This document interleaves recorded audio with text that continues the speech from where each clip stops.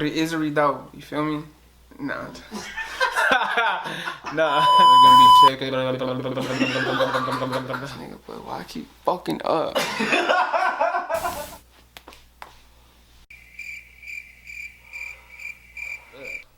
Fuck, bitch. Hey yo, turn the bass up.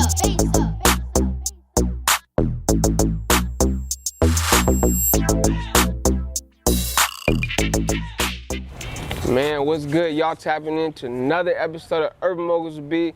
Right here where we drop the most game. I ain't gotta say, man, but stop playing with me. Alright, we right here with a real special guest. He goes by the name of Antdog Da Beast, man. What up, world? It's Beast Live. Boy. What's up, boy? Chillin'. Man, go ahead and let the people know where you from, Right. what you do, and what's your ethnicity. So my name's Ant. Said don't look at the camera. You good. Brr. Whatever feels comfortable, go ahead. Alright, I feel like I gotta talk to people. My name is Antdog Da Beast, representing Santa Cruz, California, born and raised. I'm repping Beast Life. If you're a beast, you're repping Beast Life as well. Whatever you do, 100, Beast Life. Right, all that. Man, so go ahead and let the people know, man, what was it like growing up for Antdog Da Beast, man? What was your household like? Bet. Saying who was in the household? So in the household, it was just me and my mom for a minute. Didn't have my dad growing up. He left at an early age where I can't really remember. And so it was a little rough, single mom, and then going out through life, then she made it from nothing. She had zero, zilch. She was on welfare, she was going through it. Then she elevated, went to school, went into her nursing, got some money, and made sure I was always taken care of. Yeah. So it's just me and her, like my mom's my rock, that's my motivation and my inspiration. So, No doubt, no much love to doubt. her. And then later on in life, you know, shout out to Will, that's the boy right there. Yeah. And they've been looking out for me ever since day one. Yeah. So Will's been a part of the picture your whole life. Well, Will's your Majority, stepdad. yeah. Your So, dad, your yeah. stepdad. How you call it? What do you call him? See, Or just Will? That's I call him Will, but he knows what level he has. Like that's Pops right there. Yeah, My no eyes. doubt. That was Yeah. my father figure growing up. I mean, yeah, there's some people who got a stepdad and they just don't, they're prizing the way that they don't want to be like, oh, that's my dad, Yeah. even though he raised them 20 years. Right. But that's why I just want to know so that someone might be out there who has the same situation as you and still has a pride in the way, but you know what I'm Nah, saying? there ain't no pride with it. It's just like growing up, I always said Will. Yeah. But he already knows like that's Pops. Yeah. So yeah, just them two. They always had my back since. When did he come in the picture? How old were you? I was about 4 years old. 4 years old? Yeah, he's been the only man there. Yeah. So like, yeah, that's Pops. But just from growing up, call him Will. Right on. So you was raised in Santa Cruz your whole life? You didn't bounce around to any other city? It was just Santa Cruz or what? So growing up, it was majority Santa Cruz, bounced back and forth from Santa Cruz to Watsonville. Right. Staying at 831, it wasn't until I was about like out of college. Then I went to LA for a little bit. A little struggle out there, bounced back over here. Yeah, we gonna jump in. Early life, we was said, Santa Cruz. I'm 831. bring that back. Hey, Real, bring that back one time. No, but you know what I'm saying? We just want to talk about your early life, the young Antdog Da Beast. So yeah, what was it like growing up with just your mom? You know what I mean? What kind of traditions did she have? How was she as a parent? Was she like strict on you, knowing that she's a female raising a boy that's gonna be a man one day? Yeah. Or what was that like? I mean, I have to let her speak on that because I would never be able to understand it. I mean, from your perspective, okay, though. my perspective. Because you the son. She did whatever. She did. Yeah. She didn't care what people said. She wasn't into other people. She didn't give a fuck about friends and none of that. She made sure I came first. Yeah. And then it even reflects to today, from even childhood to today. Yeah. Overprotective a little bit, but it's out of love. Yeah. So it's not about like being overprotective just to be like, oh, don't go outside or nothing. Nah, she'll make sure those are my friends. All right, I'm gonna get to know their friends. I mean, I'm gonna get to know their parents. Yeah. So like, she always wanted to make sure I was in the right space at the right time. And then like, that's what I mean, overprotective. Like, I'll be like, oh, mom, let me go over here. It's like, nah, it ain't cool over there. Yeah. So she always looked out for me, man. Yeah, Best friend type shit. That's natural, man. That's a mother's instinct. Yeah, you mama feel me? bear. No doubt. So what's kind of what's some morals or some things that you took from her that she's taught you or that she's always put into your ear and that stuck with you as a grown man now? Growing up, always be respectful. Even if you don't know them or if you heard something about them, like get to know them yourself and Yeah. you'll choose the right path of how you want to be around that person. Never be negative, be trustworthy, and say your man is please and thank you. Yeah, no doubt, man. And then that just stuck in my head as a kid growing up, and then even when as a teenager, Yeah. even after college, she always was on me. So Yeah, manners, that's a big thing. mannerism is big. No doubt. So your mom, you're half black, you're half what? Half black, half Mexican. Okay, and so quarter white. how's that go about? So is your mom white? She black? She Mexican? Yeah. Your dad black? What's the whole situation? How'd you come out looking like? How you come out looking darky like this? Dark skinny, you feel me? Yeah. Nah, so my mom's half Mexican and half French, but she just goes straight Mexican side. Like Yeah. she don't really know much French, but she knows a little bit of Spanish. Bonjour. Bonjour and all that. Nah, she's like, hola, ¿cómo estás? Hey, Yeah. a little bit of Spanish. She even used it at work, but then my dad's full black. Okay. And that mix happened, and then I came out a little darker because that's that Mexican side. you know Right. what I mean? My grandpa, my mom's blood dad, I never got to meet him because he passed away before I was born. Right. But he was from Jalisco, Okay. Mexico. So Yeah, man. Shout out to my people, Jalisco, man. Shout out Jalisco, Guadalajara. you feel me? Shout out to the whole state. Shout out to Yeah. all my raza out there. hey, Real. Viva la raza. Yeah. So, what was it like for you? Did you have any siblings, brothers, sisters, or were you just surrounded by cousins all the time, which are like your brothers? You feel me? What was it like? What was your situation? Me personally, early on, like I was the only one for a while, like only child. My mom, remind you, it was just me and my mom. Yeah. So like she wasn't trying to focus on no kids. She was focused on her job. So it was me and her for a long time, and then a lot of my cousins are younger than me. Right. And so then, ever since they got like to like a playing age, then I'd be with my cousins all the time. Yeah. Like before I had like best friends that were close, like I had my cousins. I had my Yeah. family. Shout out Lele Nunu, shout out D. Oh, you know, that's Man, uncle, shout but out to all the you Blands, feel me? man. Bland family, like that's my family. Yeah. And so yeah, I was more older on the older side of things, but it was all cousins. No And doubt. growing up, What was that like? Having cousins that are like basically your brothers and Yeah. sisters. What was that like? Was it like, were you like, I don't know, close? Like, were you guys like mess around a lot, fight a Yeah. lot, or was it just like, man, everywhere we go to football game, Yeah. Ants coming with us, Yeah. or we going to watch the Warriors play, Ants coming. yeah, What we was was the definitely relationship like? close. I mean, like even though there's like 2 or 3 years difference, we were definitely close. And me, like they all have brothers and sisters. Like all my cousins got a brother or sister. I was the Yeah. only child. So when they roast on me, I kind of was a little bit sensitive about it. I'd be like, man, why you saying that? And they'd be like, man, shut up. What was they saying? We like, oh yeah, you skinny as hell. Like, Man, I get that all the time. I Nah, ain't I'm tripping just off like, that's that. me. I was like, That's you, but nah, they what would they just saying? talk shit. Like, okay, back in the day, I used to like watch Lord of the Rings and Harry Potter, The Matrix, like that type of shit, right? I was growing up, like I was very adventurous, Yeah. and my mind was going crazy because I had to do a lot of imagination time. So I Yeah. thought I was them people, and so I wanted to be a certain player called Legolas, Yeah. and Lord of the Rings. And then my cousins would play with me like, nah, I'm Legolas. I'd be like, nah, you don't get to be Legolas. I ain't playing. Like it was Yeah. that type of shit. Like I was like real like that. But it's all love with them. Always loved them. And so yeah. No doubt, man. You know, I know you obviously a little bit, you feel me? And I know that your family's really family oriented. And man, a lot of people don't got that kind of stuff, and that's something to be grateful for because they play a big part in your support system. Thanks. You know, they real tight, you know what I'm saying? Yeah. But Antdog Da Beast, man, did you play any sports growing up? What schools did you go to out here in Santa Cruz? Go ahead. All right, bet. So ever since like elementary school, like when you walk the track, like 5th grade, around 5th grade, everybody knew I was a runner. Yeah. Already before What going into school middle did you go school. I went to Del Mar Elementary Del Mar? in Santa Cruz, Okay. on the east side of Santa Cruz. And then after that, I went to Shoreline, Yeah. right across the street. Went to Shoreline Middle School, and then that's where I got more into basketball. Rest in peace, Pythel. Man, R.I.P. He was one of the For first people to sure. show me, so much respect to him. And then after that, went into high school, did cross country, basketball, and track all 4 years round. I tried out football, but I was better at cross country, and I had to be one or the other. So since I was a beast at running, I just stuck to Yeah. it. What got you into running though? Like how'd you knew you was a runner and you was like, man, I like running? Cause a lot yeah. of people, Yeah. they hate running, you Yeah. feel me?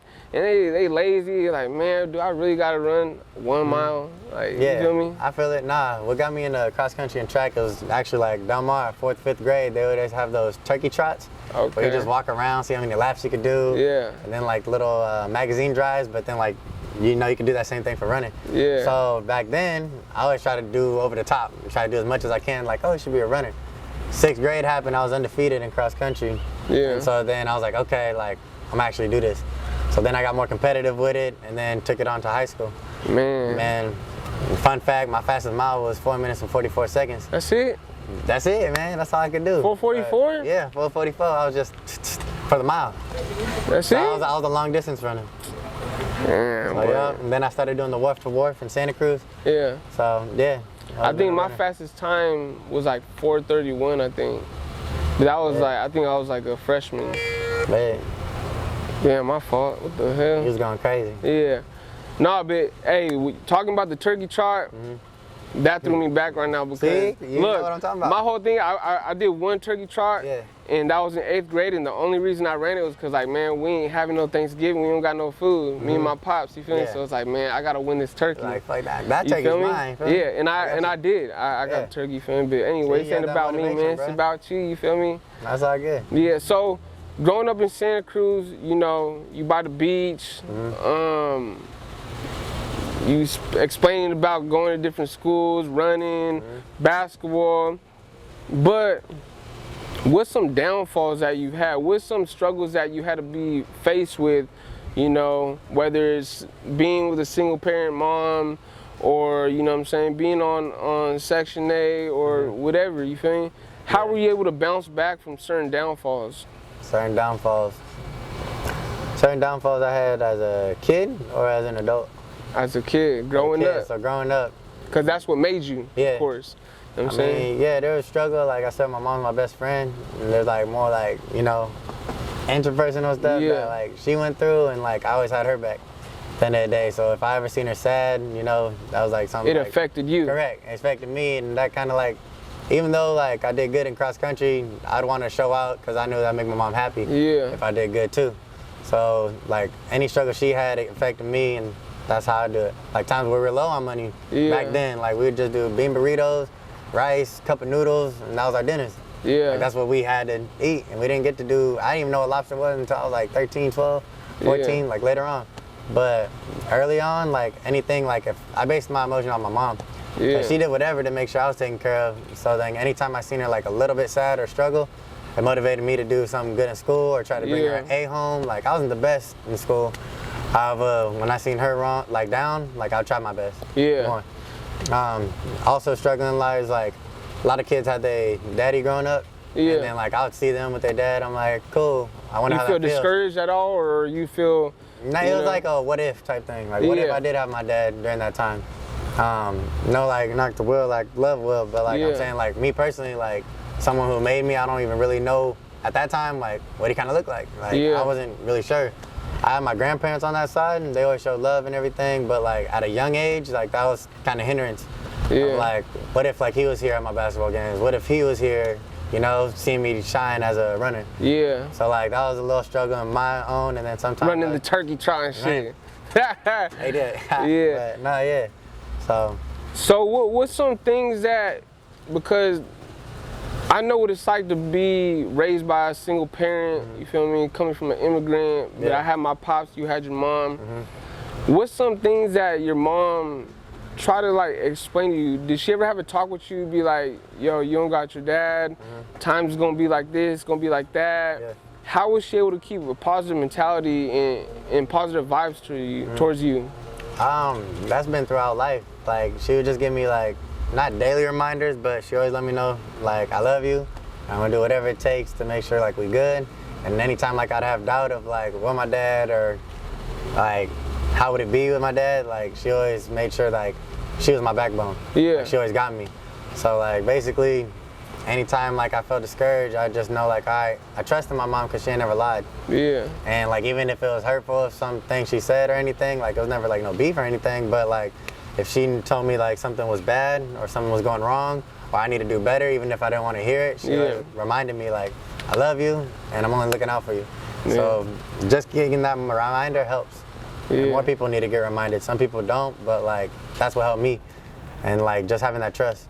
So as Yeah. long as like basically she still ain't never lied to me, Even Yeah. if I don't want to hear it, as long as we keep that trust, that's what it is. Man, shout out to moms, man, because Love moms. that's how I know her and that's how I view her.